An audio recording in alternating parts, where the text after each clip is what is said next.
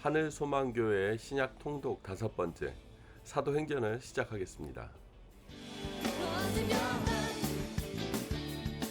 사도행전은 모든 신약 안에서 뼈대를 이루고 있는 척추와 같은 역할을 하는 역사서입니다. 예루살렘에서부터 로마까지 이르러 하나님께서 사도들과 함께 역사하셨던 내용들이 적혀 있는 아주 중요한 메시지가 담겨 있는 사도행전은 우리가 꼭 열심히 아주 정확히 또 읽어봐야 될 하나님이 주신 특별한 선물과 같은 책입니다. 사도행전, 사도들이 행했던 전 이야기이죠. 그래서 한두 명의 이야기가 아니라 많은 사람들이 하나님이 하신 일들을 함께 경험했던 내용들을 담아 놓은 것이 바로 사도행전입니다. 그러나 사도들만 했었던 내용만 적혀 있는 것은 아닙니다. 사도행전을 처음부터 쭉 읽다 보면은 12사도의 내용만 나온 것이 아니라 빌립 집사라든지 스데반 집사라든지 바나바라든지 그리고 12제자가 아닌 사울이라든지 바울이죠. 이들이 했었던 내용들이 주류를 또 이루기도 합니다. 그 이유는 이들의 탁월함을 얘기하고자 하는 것이 아니라 성령님께 순종한 한 사람 한 사람들의 이야기로 가득 채워졌던 이 내용을 통해서 성령님께서 하나님의 교회를 세우시고 하나님의 나라를 어떻게 만드시는지를 보여주기 위한 내용으로 가득 차 있는 것이 바로 사도행전입니다. 저 개인적으로도 사도행전은 큰 의미를 갖고 있는 책이기도 합니다. 삶에서 여러 가지 신앙의 길과 또 사역의 길을 결정하려고 할 때 나의 계획과 나의 뜻에 따르지 않고 성령님께서 오늘 어떻게 나에게 얘기하고 계신지를 듣고자 하면 언제나 하나님께서는 성령의 음성을 통해서 하나님의 계획이 어느 쪽으로 향해 있는지를 가르쳐 주십니다. 그때 항상 돌이켜 보면은 나의 뜻보다는 하나님의 나라를 위해서 또 나의 개인의 어떠함보다는 성령님의 능력을 믿고 의지할 수 있도록 이끌어 주죠. 마치 소아시아로 가려고 했었던 사도 바울의 1차 전도 여행을 2차 전도 여행을 유럽으로 방향을 바꾸시는 성령님의 이야기들을 볼 때 더욱더 우리가 무엇에 중심을 두고 믿음 생활을 신앙 생활을 해야 될지를 정확하게 가르쳐주고 있는 것이 바로 사도행전입니다. 이제 우리가 읽을 사도행전은 누가 쓴 것일까요? 누가복음을 쓴 누가가 썼다고 볼 수 있습니다. 그 이유는 누가복음에 썼던 그 문체와 사도행전의 문체가 아주 흡사하고 그가 쓴 문체는 유대인 히브리인이 헬라어를 배워서 쓴 것이 아니라 헬라 언어가 첫 번째 언어였던 그 사람이 이방인들에게 전달하기 위해서 쓴 글이라는 것을 공통점으로 볼 수 있기 때문입니다. 그래서 누가복음 1장 3절에 데오빌로 각하에게 라고 쓴 글과 더불어 사도행전 1장 1절에는 데오빌로 각하에게 쓴 글과 거기에 덧붙여서 먼저 쓴 글이라고 설명하면서 누가복음의 후속편이 바로 사도행전임을 가르쳐주고 있습니다. 누가복음을 쭉 읽다 보면요, 중간에 주어가 바뀌는 몇 번의 내용들이 나오는데요. 그 내용에 우리가라는 표현과 함께 글이 쓰여지는 곳이 4번 나옵니다. 누가복음 16장 10절 이후, 20장 5절 이후, 17장 1절 이후, 27장 1절 이후, 28장 16절 이후에 사도 바울의 전도 여행과 같이 누가가 사도 바울의 제자와 사도 바울과 같이 동역하는 동역자로서 함께 했던 시간들을 적고 있다는 것을 강조하기 위해서 그는 우리가라는 단어를 사용하고 있습니다. 이후에 사도 바울도 누가가 자신과 함께 있었던 내용들을 써놓은 곳이 있는데요. 골로새서 4장 14절 그리고 디모데후서 4장 11절에 누가가 자신과 함께 동역하고 사역했다는 내용들을 적어놓고 있습니다. 그래서 누가가 쓴 모든 사도행전의 내용은 대부분 사도 바울의 동역을 함께 하면서 배운 것이거나 그에게 들은 내용들을 모아서 쓴 글이 바로 사도행전이라고 볼 수 있습니다. 결국 이 모든 내용들은 이방인들에게 쓰는 글이죠. 그래서 예수 그리스도를 알고자 하는 유대권에 살지 않고 이방 지역에 살고 있는 모든 사람들에게 헬라어로서 전달하고 있는 것을 볼 수 있습니다. 데오빌로 가카란 인물이 실제 있었던 인물인지는 잘 모르나 그랬을 수도 있고요. 그러나 그 단어 안에 보면 데오빌로라고 하면 데오는 하나님, 빌로는 사랑이라고 해석할 수 있는데요. 그러니까 하나님을 사랑하는 사람에게 쓴 이방에게 보내는 편지라고 볼 수도 있습니다. 그래서 이 글을 통해서 그들의 언어로서 예수 그리스도께서 하늘에서 이 땅에 오시고 그리고 십자가에서 죽으시고 그 부활하시고 승천하신 뒤 그 뒤서부터 이어지는 제자들의 역사, 곧 성령님께서 내려오셔서 제자들과 함께 동역하시면서 성령님께서 이끌어 가시는 교회에 일어나는 사역의 이야기들을 모아 적은 것이 바로 사도행전의 이야기죠. 좀 더 구체적으로 각 장별로의 내용들을 좀 살펴보도록 하겠습니다. 1장에는 이제 증인이 되기를 바라시는 예수님의 유언의 말씀, 어쩌면 사도행전의 전체를 통틀어 가장 중요한 주제라고 볼 수 있는 사도행전 1장 8절의 말씀을 예수님께서 제자들에게 주십니다. 오직 성령이 너에게 임하시면 너희가 권능을 받고 예루살렘과 유대와 온 사마리아와 땅 끝까지 이르러 내 증인이 되리라 라고 말씀을 남겨주시고 예수님께서는 많은 제자들이 보는 앞에서 승천하여 하늘로 올라가십니다. 그리고 난 뒤에 제자들 중에 빠져있는 한 명 가룟 유다를 대신해서 제비뽑기를 통해서 마띠아가 선출되므로 12명의 사도가 완성이 됩니다. 사도행전 2장은 매우 중요한 장입니다. 성령이 강림하시는 엄청난 사건이 일어나는 장인데요. 오순절 곧 유월절이 있은 후 50일 이후에 있는 유대인의 절기입니다.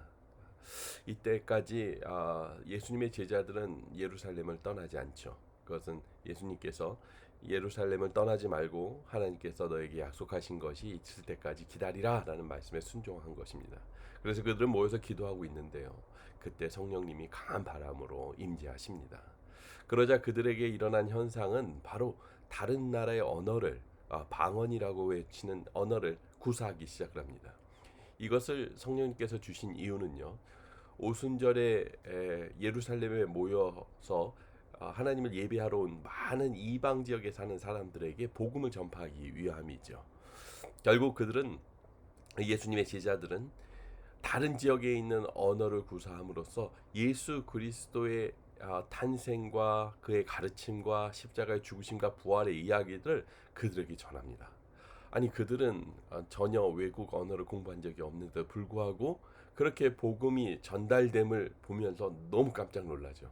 결국 이 사건을 통해서 이 예루살렘에서 복음을 들은 외국인들은 각 자신이 살던 지역으로 가서 교회를 세우는 데 큰 역할을 합니다. 사건이 있은 후 베드로는 그곳 예루살렘에 모여있는 많은 사람들에게 복음을 전합니다.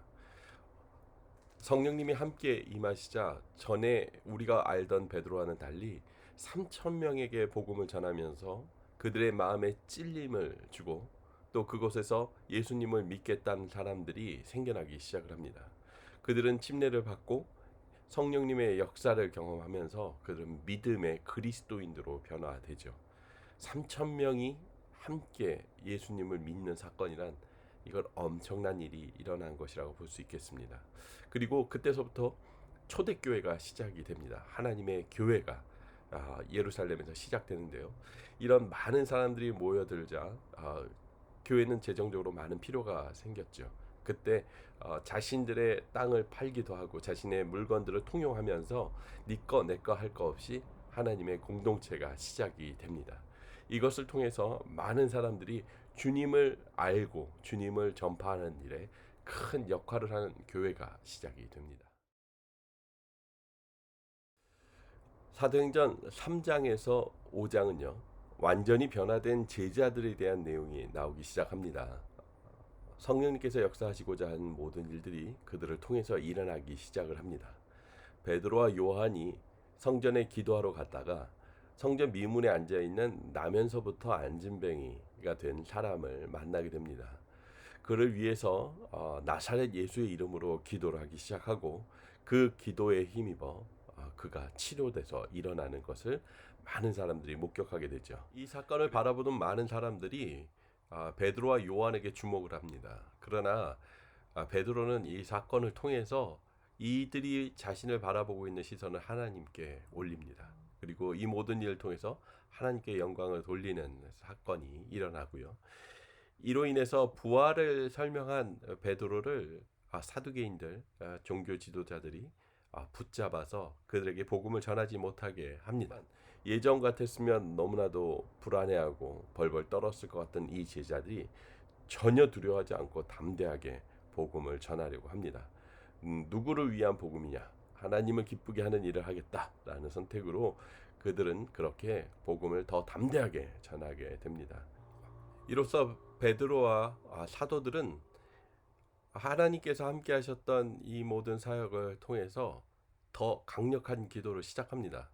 어떠한 일이 자신에게 주어질지라도 두려워하지 않고 담대하게 강력하게 복음을 전하기를 간절히 기도합니다. 그래서 그들이 기도할 때마다 여러 가지 기적과 같은 일이 일어나죠. 많은 사람들이 병이 낫기도 하고요.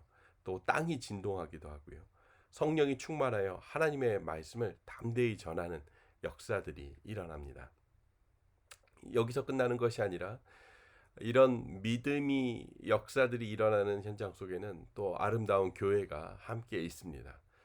많은 사람들이 같이 공동체로 살면서 자신의 것을 자신의 것이라고 소유하지 아니하고 같이 나누고 또 그것을 팔아서 그 돈으로서 그 사람들의 각자의 필요한 것을 채워 나가면서 복음을 전파하는데 부족함이 없도록 자신의 물건과 자신의 삶을 희생함으로써 복음을 전하는 최선의 삶을 같이 살아나갑니다. 아나니아 삽비라와 같은 사건도 일어납니다. 거짓으로 하나님을 속이는 사건에 하나님께서 강력하게 경고하시죠. 그래서 교회는 하나님 앞에서 온전히 믿음을 가지고 거짓말할 수 없는 삶을 살 수 있도록 하나님께서 정화하십니다. 이 이후로도 사도들은 복음을 전하고 또 감옥에 갇히기도 하고 또 천사들에 의해서 감옥에서 나오는 사건들, 이와 같이 하나님께서 함께한 사역들이 계속 이어져 나갑니다. 사도행전 6장에서 8장의 내용은요, 우리가 잘 알고 있는 일곱 집사 그리고 스데반 집사님의 순교의 사건이 일어납니다. 물론 초대교회 안에 수천 명의 예수님을 믿는 역사가 일어났지만 그들이 성령으로 충만하지만 그래도 문제가 내부적으로 생기기 시작합니다. 유대파 사람보다는 헬라파 사람들의 케어를 좀 덜 받게 되는 일이 일어나는데요. 그때 교회가 7명의 헬라파 집사들을 선출을 합니다. 그래서 그들이 조금 더 행정과 교회의 치리를 할 수 있도록 하고 사도들은 복음을 전할 수 있는 연구를 할 수 있는 시간을 좀 갖도록 해주죠. 그래서 7명의 이 집사들이 교회들을 잘 치리를 합니다. 이때 이들은 사람들에게 칭찬받고 영적으로 존경받는 사람들, 이런 사람들로 뽑히는데요. 이때 있었던 사람이 빌립 집사, 그리고 스데반 집사님이죠. 또 유명한 말씀은 스데반 집사님의 설교입니다.